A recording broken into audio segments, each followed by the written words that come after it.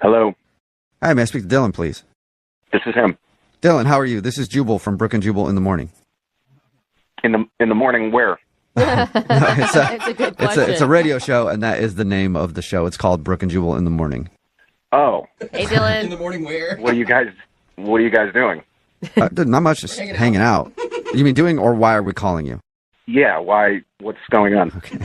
I'm calling you today because we do a segment on our show. It's called The Second Date. That's where if you go out on a date with somebody and then end up not calling them back after, they can email us to get you on the phone and find out what happened. And we got an email from somebody that you went on a date with recently.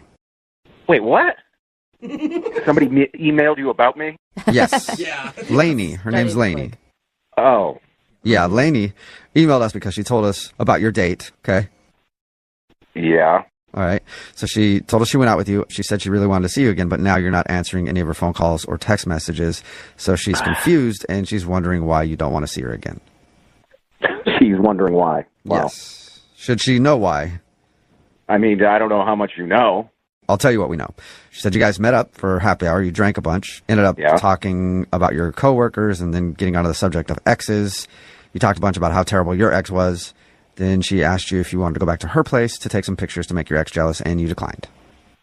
She told you almost everything. If that's almost everything, yeah, she told us that. Yeah. I just can't believe she put that out there. Are you mad about that? I mean, it's weird. I never got a phone call like this before. Right. I could understand that. Yeah. You said almost everything. Is she leaving something out? Totally leaving things out. Really? Okay, like what? We had a good time in the beginning, and she was all right, and She was all right. it was the middle of the week, too. I mean, we definitely had no business hammering shots at a bar on a freaking Wednesday. But it sounds like you guys had a lot to bond over. You both had crappy days at work, she said, really stressed out.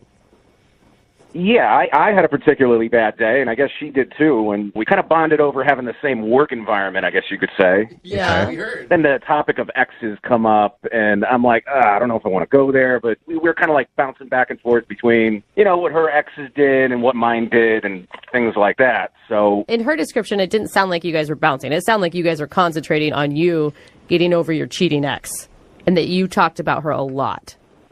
I mean, I guess I probably threw out a lot more info about mine than her ex, but I mean, you know, I was drunk too. It's hard to remember the details. So I don't know. Like I said, she was kind of supportive, I guess you could say, and it just got to a point where she kind of crossed the line in the course of the date, and I'm like, ugh, Was I it- kind of got turned off. Was it suggesting to go take pictures of you two together at your place to make your ex jealous?